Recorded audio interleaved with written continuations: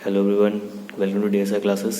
और आज के हम इस क्लास में देखेंगे code structure of stack using array. यानी कि स्टैक को हम ऐसे कैसे यूज़ कर सकते हैं, उसको कोड के ज़रिए, किसके ज़रिए, कोड के ज़रिए कैसे लिख सकते हैं, उसका बेसिक स्ट्रक्चर देखेंगे। स्ट्रक्चर यानी कि उसका जो मेन पार्ट होता है कोड का, जो प्रोग्राम का मेन पार्ट होता है स्टैक यूजिंग एरे का, उसको समझने की कोशिश करेंगे। देखिए, जब हमें पता है कि स्टैक यूजिंग एरे में बेसिकली कुछ ऑपरेशंस होते हैं। क्या होते हैं? कुछ ऑपरेशंस होते हैं। जैसे आपका हो गया पुश ऑपरेशन। पुश का काम क्या होता है? इंसर्ट करना। क्या करना? वैल्यूज को इंसर्ट करना स्टैक के अंदर। एक दूसरा होता है पॉप ऑपरेशन। पॉप ऑपरेशन का काम क्या होता है? वैल्यूज को डिलीट करना। एंड थर्ड क्या होता है? पीप ऑपरेशन। पीप ऑपरेशन क्या करता है कि जो टॉप मोस्ट एलिमेंट होता है किसके अंदर, स्टैक के अंदर, जो टॉप मोस्ट एलिमेंट है उसकी वैल्यू को डिस्प्ले करता है without deleting it from the stack. So इन सब ऑपरेशंस को हम एक कोड के जरिए कैसे लिख सकते हैं, हम इस वीडियो में वो देखेंगे। सबसे पहला स्टेप क्या है? सिंपल, आपको अगर आपको कोई भी आप प्रोग्राम लिखते हो, सबसे पहला स्टेप क्या होता है? आप हेडर फाइल्स लिखते हो। जैसे मैं लिख दी #stdio.h conio.h। ये प्रोग्राम एक्चुअली सी में है, इसलिए मैंने stdio.h लिखा और conio.h लिखा। अगर C++ में होता तो क्या होता है? iostream.h होता। ठीक है, इसलिए बेसिकली प्रोग्राम सी में है। ठीक है, फिर थर्ड लाइन में क्या लिखा मैंने? #define max10। अब आपको पता है #define एक मैक्रो फंक्शन होता है। क्या होता है? मैक्रो फंक्शन होता है, जो किसको डिफाइन करता है? कॉन्स्टेंट्स को डिफाइन करता है। #define max10 का मतलब क्या है कि मैंने मैक्स नाम का एक वेरिएबल लिया। क्या लिया? मैक्स नाम का वेरिएबल लिया, जिसकी वैल्यू मैंने क्या फिक्स कर दी? 10 फिक्स कर दी। ठीक है, फिर उसके बाद क्या है? int st max comma top equal to -1। इसका मतलब क्या है? st क्या है? मैंने बेसिकली स्टैक बनाया। क्या बनाया? स्टैक। आपको पता है स्टैक को मैंने कैसे यूज कर सकते हैं? अगर आपको एरे को डिक्लेयर करना होता है, वैसे लिखते हो ना हमेशा, ARRAY एरे ऑफ ब्रैकेट और अंदर कुछ साइज लिख देते हो आप, है ना। एरे का नाम, एरे का नेम लिखते हो, देन स्क्वायर ब्रैकेट्स लगाते हो, फिर उसके अंदर या तो कभी ब्लैंक छोड़ते हो, कभी साइज लिख देते हो, है ना। वैसे ही मैंने ST करके क्या बनाया कि स्टैक बनाया, स्टैक यूजिंग एरे बनाया। एंड उसका मैंने साइज क्या लिया है? एक्चुअली मैक्स लिया है। क्या लिया? मैक्स। और मैक्स को मैंने ऊपर क्या डिक्लेयर करा? 10। यानी कि जो स्टैक जो मैंने बनाया है उसका मैक्सिमम साइज कितना है? साइज कितना उसका? 10 है। ठीक है, और मैंने टॉप वेरिएबल लिया है। अब आपको पता ही है स्टैक में टॉप तो होता ही होता है, टॉप के बिना तो स्टैक हो ही नहीं सकता। टॉप से इंसर्शन और डिलीशन होता है। सो इनिशियली टॉप को मैंने क्या डिक्लेयर कर दिया? -1। ऑब्वियसली अगर मान लो स्टैक इनिशियल कंडीशन में बिल्कुल एम्प्टी है, क्या है? बिल्कुल एम्प्टी है, तो टॉप तो हमेशा -1 ही होता है ना। आपको पता है टॉप तो इनिशियली -1 होता है, उसको मैंने डिक्लेयर कर दिया। ठीक है, अब फिर मैंने क्या करा? एक फंक्शन बनाया। क्या बनाया? एक फंक्शन बनाया, वॉइड पुश करके एक फंक्शन बनाया। ठीक है, उसके अंदर मैंने 2 आर्ग्यूमेंट्स पास करे। क्या करे? 2 आर्ग्यूमेंट्स पास करे। पहला आर्ग्यूमेंट क्या है? int st and int value.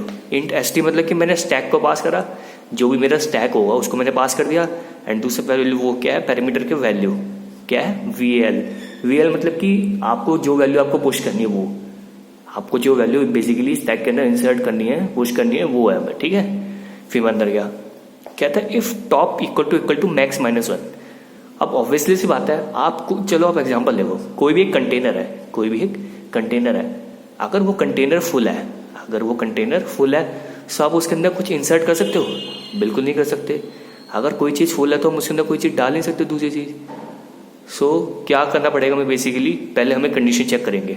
If top equal to max -1, यानी कि एक सिंपली क्या कंडीशन चेक कर रहा है कि अगर मान लो मेरा ये स्टैक था, ठीक है, स्टैक है, टॉप मेरा इस समय यहाँ पे है, ठीक है, इधर है, सबसे लास्ट पोजीशन पे है स्टैक पे, यानी कि अपर मोस्ट पोजीशन पे स्टैक पे। ठीक है, अब मैक्स क्या है? 10 है, ऊपर डिक्लेयर करा है। मैक्स -1 यानी कि 10 -1 9। अब इसकी लोकेशंस में लिखूंगा तो 0 1 2 3 4 9 तक जाएगा ये लोकेशन वैल्यूज की। यानी कि टॉप अगर लास्ट वैल्यू को इंडिकेट कर रहा है, यानी कि स्टैक फुल है, यानी कि ये क्या कंडीशन चेक कर रहा है कि इज स्टैक इज फुल और नॉट। ठीक है, अगर स्टैक फुल है तो मैं क्या सिंपल प्रिंट कर दूंगा? Stack overflow. स्टैक ओवरफ्लो का मतलब क्या हुआ कि स्टैक मेरा क्या एक्चुअली फुल है। और अगर मेरा स्टैक फुल है तो मैं इंसर्शन यानी कि पुश तो मैं कर ही नहीं सकता। एल्स मतलब क्या हुआ? अगर ये कंडीशन फॉल्स होती है, इस कंडीशन का फॉल्स होने का मतलब क्या बेसिकली कि स्टैक फुल नहीं है, यानी कि उसमें कुछ स्पेस है एक्चुअली जिसमें मैं इंसर्ट कर सकता हूँ। ठीक है, एल्स क्या कह रहा है? टॉप को आप इंक्रीज कर दो। टॉप प्लस का मतलब क्या actually? Top is equal to top +1, यानी कि मैं टॉप की वैल्यू को इंक्रीमेंट कर रहा हूँ ना। टॉप प्लस का मतलब क्या है कि इस टॉप की वैल्यू को इंक्रीमेंट कर रहा हूँ। एंड स्टैक ऑफ टॉप को मैं क्या कर दूंगा? वैल्यू कर दूंगा। क्या कर दूंगा? इक्वल टू वैल कर दूंगा। अब इसका मतलब क्या हुआ? देखो, मैंने वीडियो बनाई थी किसके ऊपर, इसके ऑपरेशंस के ऊपर, पुश पॉप एंड पीप के अंदर। उसमें मैंने आपको एक चीज बताई थी, पुश में हमेशा टॉप की वैल्यू इंक्रीज होती है। क्या होती है? इंक्रीज होती है। और पॉप में टॉप की वैल्यू डिक्रीज होती है। ऑब्वियसली ज्यादा, अगर मान लो आपका स्टैक है, क्या आपका ये स्टैक है, ठीक है, ये स्टैक है, सपोज करो इनिशियली कुछ नहीं है तो टॉप क्या -1 है, मैंने एक वैल्यू इंक्रीज इंसर्ट करी 10, सो टॉप ये बन गया, टॉप 0 हो गया, फिर 20, टॉप क्या हो गया, ये हो गया 1, फिर 30, फिर टॉप हो गया 2। यानी कि जैसे मैं पुश कर रहा हूँ टॉप की वैल्यू इंक्रीज कर रही है। ऑब्वियसली सी बात है, अगर स्टैक अगर फुल नहीं है तो एल्स पे जाएगा, एल्स पे देखेगा यानी कि स्टैक खाली है, और स्टैक खाली तो अगर वैल्यू इंसर्ट करनी है तो पहले टॉप को बढ़ाना पड़ेगा, टॉप बढ़ेगा ना, टॉप बढ़ा और स्टैक का टॉप क्या बन जाएगा, वैल्यू बन जाएगा। अब सपोज करो मुझे अगर इस एग्जाम्पल के जरिए बताऊँ, टॉप मेरा इनिशियल भी क्या है 3 है, अब टॉप इसमें पड़ा तो क्या हो गया 4 हो गया, टॉप यहाँ पे आ गया। और सपोज करो मुझे 40 को इंसर्ट करना है, क्या करना है 40 को पुश करना है स्टैक के अंदर। सो स्टैक ऑफ 4 यानी कि ये लोकेशन और वैल्यू क्या मेरी 40 है, क्या है 40, यानी कि मैं 40 को किसके अंदर इंसर्ट कर रहा हूँ, बेसिकली इसके अंदर इंसर्ट कर रहा हूँ। सो ये हो गया बेसिकली पुश। एंड पुश को हमने समझ लिया कि आप कोड के जरिए यानी कि फंक्शन के जरिए आप उसको कैसे लिख सकते हैं, ठीक है। अब देखते हैं पॉप। अब पॉप फंक्शन मैंने डिक्लेयर बनाया, ठीक है, इधर इंट पॉप, और मैंने क्या आर्गुमेंट पास करा है, इंट ऑफ स्टैक, यानी कि पॉप फंक्शन मैंने बनाया एंड मैंने क्या आर्गुमेंट पास कर दिया इसके अंदर, स्टैक वैल्यू पर स्टैक मैंने पास कर दिया एज अ आर्ग्यूमेंट, ठीक है। अब सबसे पहले मैंने इसके अंदर क्या डिक्लेयर करा, इंट वैल्यू, इंट वैल, इसका मतलब क्या है कि मैंने कोई वैल्यू जो मुझे डिलीट करनी है यानी कि पॉप करनी है, उसको मैंने क्या कर दिया, इनिशियलाइज कर दिया, ठीक है, कि एक्चुअली मुझे ये वैल्यू को वो करना है, पॉप करना है, ठीक है। इफ अब देखो, आप स्टैक में से किसी वैल्यू को पॉप तो तभी करोगे जब स्टैक के अंदर कुछ ना कुछ एलिमेंट्स तो हो। अगर ये स्टैक है मेरा, अगर मुझे कहता है कि इस टॉप वैल्यू को पॉप करना है, सो मैं आराम से कर दूंगा, क्यों, क्योंकि वैल्यू है इसके अंदर। अगर स्टैक पूरा अगर एम्प्टी होगा, अगर स्टैक आपका पूरा एम्प्टी होगा तो आप कुछ वैल्यू पॉप कर सकते हो, बिल्कुल भी नहीं कर सकते पॉप। सो सबसे पहले क्या कंडीशन चेक करेगा, if top equal to -1, top equal to -1 का मतलब क्या हुआ, तो टॉप -1 का मतलब क्या होता है कि स्टैक क्या है, एम्प्टी है। अगर स्टैक आपका एम्प्टी है, ये कंडीशन चेक करेगा, अगर स्टैक आपका एम्प्टी है तो मैं प्रिंट क्या कर दूंगा, stack under flow, stack under flow. इसका मतलब क्या हुआ, स्टैक अंडर फ्लो का मतलब क्या हुआ, सिंपल ये कह रहा है कि आपका स्टैक क्या है, एम्प्टी है, और मैं रिटर्न कर दूंगा -1। रिटर्न -1 का मतलब क्या है, देखो रिटर्न फंक्शन में बता क्या करता है, वैल्यू को रिटर्न करता है और सारा कंट्रोल उस पर भेज देता है दोबारा, ठीक है। अब रिटर्न फंक्शन रिटर्न -1 का मतलब क्या है कि वो पूरा आउट हो जाएगा, यानी कि वो पॉप ऑपरेशन को परफॉर्म कर ही नहीं पाएगा, क्योंकि अगर स्टैक अगर आपका एम्प्टी होगा, स्टैक अगर आपका एम्प्टी होगा, सो वो रिटर्न क्या करेगा, कुछ भी नहीं कर पाएगा। रिटर्न -1 का मतलब क्या है, वो बिल्कुल ही आउट हो जाएगा, क्या हो जाएगा, बिल्कुल ही खत्म हो जाएगा, ठीक है। उसके पास तो कुछ है नहीं ना पॉप करने के लिए, ठीक है। अगर एल्स, अब जाऊंगा किस पे, एल्स पे। अब एल्स में कब आऊंगा, यानी कि ये कंडीशन फॉल्स होगी। इस कंडीशन फॉल्स होने का मतलब क्या है कि स्टैक आपका एम्प्टी नहीं है। अगर स्टैक एम्प्टी नहीं है तो मैं कर दूंगा स्टैक ऑफ टॉप। सपोज करो ये मेरे पास स्टैक, इस समय मेरा टॉप पोस्ट एलिमेंट क्या 40 है, ठीक है, 40 मैंने इंसर्ट कर रखा, और लोकेशन नंबर क्या है, ये 4 है, यानी कि स्टैक ऑफ 4 में मैं क्या इंसर्ट कर रहा हूँ, वैल में डाल रहा हूँ, क्या डाल रहा हूँ, वैल में डाल रहा हूँ, यानी कि स्टैक ऑफ 4 क्या है 40, एंड मैं वैल में क्या डाल रहा हूँ, वैल क्या हो जाएगा मेरा 40 हो जाएगा ना, क्योंकि स्टैक ऑफ टॉप 40 है, एस टी ऑफ टॉप क्या है, एस टी ऑफ 4 के अंदर 40, और 40 को मैंने इसमें डाल दी वैल्यू में, तो वैल्यू क्या हो गई 40 हो गई, ठीक है। और आपको मैंने बताया था कि पॉप में टॉप को डिक्रीज करना पड़ता है, और अगर मुझे 40 उठाना है, सिंपली मैं कर दूँ टॉप को इधर ले आऊँ, टॉप इधर है, टॉप को नीचे लाऊंगा तो ऑटोमेटिकली डिलीट हो जाएगा, नहीं हो जाएगा, ऑटोमेटिकली हो जाएगा।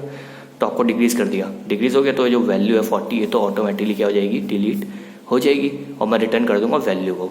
रिटर्न किसको कर दूंगा, वैल्यू को, यानी कि 40 जो मेरी वैल्यू है वो क्या हो जाएगी, डिलीट हो जाएगी, मैंने रिटर्न कर दिया, ठीक है। ये हो गया पॉप ऑपरेशन, यानी कि डिलीट करना। फिर क्या आता है, डिस्प्ले। डिस्प्ले किसको करना, स्टैक को डिस्प्ले करना, यानी कि after pushing and pop, push and pop के बाद जो भी आपका जो स्टैक बचा है, जो भी आपका स्टैक बचा है उसको डिस्प्ले करना है, उसको क्या करना है, डिस्प्ले करना है, ठीक है। मैंने डिस्प्ले फंक्शन बनाया, उसमें मैंने आर्ग्यूमेंट किसको पास करा है, स्टैक को एज ए आर्ग्यूमेंट पास कर दिया, ठीक है। मैंने अंदर क्या करा, इंट आई, यानी कि आई वेरिएबल मैंने डिक्लेयर कर दिया, ठीक है। अब सबसे पहले मैं डिस्प्ले तो तभी करूंगा स्टैक को कि स्टैक के अंदर कुछ एलिमेंट्स होंगे, ऑब्वियसली सी बात है, मैं स्टैक को डिस्प्ले तो तभी कर पाऊंगा ना उसके अंदर कुछ एलिमेंट्स होंगे। अगर स्टैक अगर आपका एम्प्टी हुआ, सो मैं कुछ डिस्प्ले कर पाऊंगा, फायदा नहीं है कुछ डिस्प्ले करने का अगर एम्प्टी है तो, ठीक है। तो सबसे पहले वही कंडीशन चेक करेगा कि इफ टॉप इक्वल टू -1, अगर टॉप -1 के बराबर है, इसका मतलब कि स्टैक एम्प्टी है, सो मैं क्या प्रिंट कर दूंगा, स्टैक इज एम्प्टी, ठीक है। और अगर एम्प्टी नहीं है यानी कि वो एल्स कंडीशन पे आ जाएगा, फॉल्स होने के बाद इसका एम्प्टी नहीं है तो एल्स पे गया। सो मैं क्या कर दूंगा, फॉर लूप लगा दूंगा सिंपल। ऑब्वियसली की बात है यार, क्योंकि मैं स्टैक यूजिंग एरे कर रहा हूँ। क्या कर रहा हूँ, स्टैक यूजिंग एरे। अगर आपको एरे को प्रिंट करना तो आप क्या करते हो, फॉर लूप या फॉर लूप हो गया, वाइल लूप हो गया, ये लगाते हो ना। वही मैंने फॉर लूप लगाया। फॉर लूप मैंने क्या करा, I is equal to top कर दिया, I greater equal to 0, I minus minus. यानी कि बेसिकली इस आंसर देखा कि मैंने क्या फॉर लूप को उल्टा चलाया। यानी कि अगर मेरे पास ये स्टैक है, मेरे पास क्या है, मेरे पास ये स्टैक है। टॉप मेरा मान लो यहाँ पे अभी वैल्यूज है 10, 20, 30, 40, 50, ठीक है। ये मेरा स्टैक है, ठीक है। एंड मेरा मैंने फॉर लूप लगाया आई इज इक्वल टू टॉप, यानी मैंने आई को क्या बना दिया, पहले 50 बना दिया, फिर I greater equal to 0, I minus 1, यानी कि मैं लूप को उल्टा चला रहा हूँ, ठीक है। और ये 50, 40, 30, 20, 10 इस ऑर्डर में क्या कर देगा, स्टैक को प्रिंट कर देगा। ये हो गया डिस्प्ले फंक्शन, और ये ऐसे स्टैक को डिस्प्ले कर देगा, ठीक है। अब फोर्थ क्या आता है, पीप ऑपरेशन। अब पीप ऑपरेशन हमने पढ़ा क्या करता है कि स्टैक के टॉप मोस्ट एलिमेंट को प्रिंट करता है without deleting it from the stack. अब इसको प्रोग्राम यानी कि इसको फंक्शन में मोड में कैसे लिखेंगे, इंट पीप मैंने फंक्शन बनाया, पीप फंक्शन बनाया, उसमें मैंने क्या आर्गुमेंट पास करा, स्टैक एज एन आर्गुमेंट मैंने पास कर दिया, ठीक है। इफ कंडीशन चेक करता है टॉप इक्वल टू -1, ऑब्वियसली सी बात है यार, ये टॉप मोस्ट एलिमेंट की जो पीप ऑपरेशन टॉप मोस्ट एलिमेंट की जो वैल्यू है उसको डिस्प्ले तो तभी करेगा जब स्टैक में कुछ वैल्यूज होगी। अगर स्टैक पूरा एम्प्टी हुआ तो वो क्या डिस्प्ले करेगा, कुछ डिस्प्ले नहीं करेगा। सो सबसे पहले वही कंडीशन चेक करेगा कि अगर टॉप इक्वल टू -1 है, यानी कि टॉप अगर यानी कि स्टैक अगर एम्प्टी है, स्टैक अगर आपका बिल्कुल एम्प्टी है, सो मैं क्या प्रिंट कर दूंगा, स्टैक इज एम्प्टी और रिटर्न -1, यानी कि मैं बिल्कुल आउट हो जाऊंगा, यानी कि मैं पीप ऑपरेशन का परफॉर्म कर ही नहीं पाऊंगा, ठीक है। वो इससे अगर हटेगा, यानी कि ये कंडीशन अगर फॉल्स हो, यानी कि स्टैक अगर एम्प्टी नहीं है, सो वो एल्स पे आएगा, एल्स पे देखेगा कि रिटर्न कर देगा किसको, स्टैक के टॉप को, ठीक है। स्टैक सपोज करो स्टैक ये रहा, ठीक है, ये देखो एम्प्टी नहीं है और टॉप कहाँ पर है, ये रहा। इसकी लोकेशन लिख देता हूँ 0, 1, 2, 3, 4, यानी कि रिटर्न किसको कर देगा, ST ऑफ टॉप, यानी कि स्टैक ऑफ टॉप, यानी कि ST ऑफ टॉप के समय 4 है ना, 4 लोकेशन पे, यानी कि ST ऑफ 4 क्या है, 50, किसको रिटर्न कर देगा, 50 को। और ये क्या मेरी टॉप मोस्ट एलिमेंट है किसका, स्टैक का।